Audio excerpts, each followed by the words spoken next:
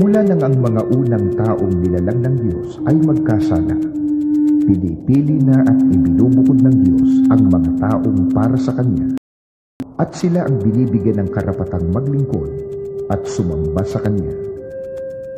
Si Seth, isa sa mga anak ni Adan at Eva, ang unang ibinukod. Subalit nang ang lahi ni Seth ay tumalikod, sila'y pinarusahan ng Diyos sa pamamagitan ng bahang bumunaw sa unang sanglibutan. Bago naganap ang paglipol, ay ibinukod muna ng Diyos si Noe at ang kanyang sambahayan upang sila'y iligtas at upang sila ang magpatuloy sa paglilingkod sa Kanya. Nang sumuway sa utos ng Diyos ang lahi ni Noe, sila man ay itinakwil ng Diyos, pinapanabog sila sa buong lupa at ginulo ang kanilang wika. Si Abraham ang sumunod na tinawag ng Diyos, at sa kanya ay nakipagtipan ng Diyos ng isang walang hanggang tipan. Pinangakuan ng Diyos si Abraham na siya'y gagawing isang malaking bansa. Siya ang naging ama ng bansang Israel na nagbuhat sa 12 angkan ni Jacob na anak ni Isaac, na anak ni Abraham. Ang Diyos mismo ang nagtatag sa bansang Israel. Kinilala niya ito na kanyang bayan, pinagkalooban ng mga kautusan at ng tunay na pagsamba.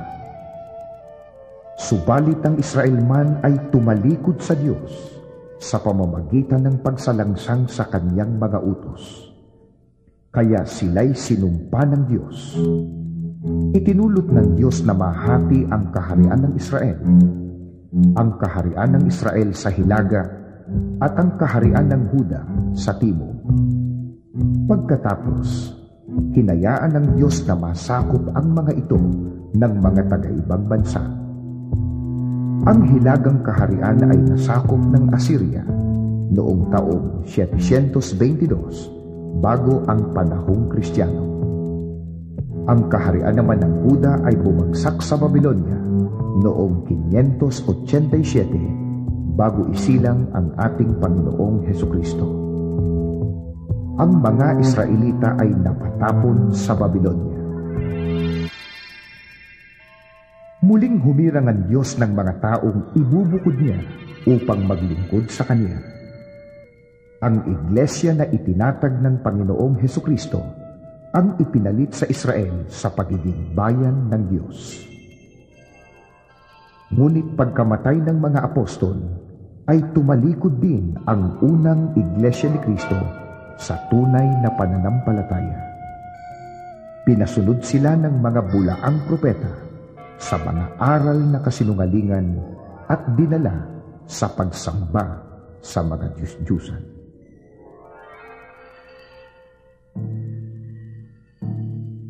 Noong pamang ang Panginoong Hesukristo ay narito sa lupa, ay ipinagpaunan niya na meron pa siyang ibang mga tupa na gagawin ding isang kawan o iglesia ni Kristo. Bago pa ang panahong Kristiyano, hinulaan na ni Propeta Isaias noong panahong ang Israel ay kinukubkub ng mga Asyryano ang ukol sa paglitaw na muli ng iglesia ni Kristo upang matupad ang patakaran ng Diyos mula pa ng una na ibukod ang mga taong maglilingkod sa Kanya. Ang katuparan ng mga hulang ito ay ang pagbangon ng iglesia ni Kristo sa Pilipinas noong 1914. Alinsunod sa hula ni Propeta Isaias, ang iglesyang ito ay ipangangaral ng isang sinugo ng Diyos mula sa malayong silangan.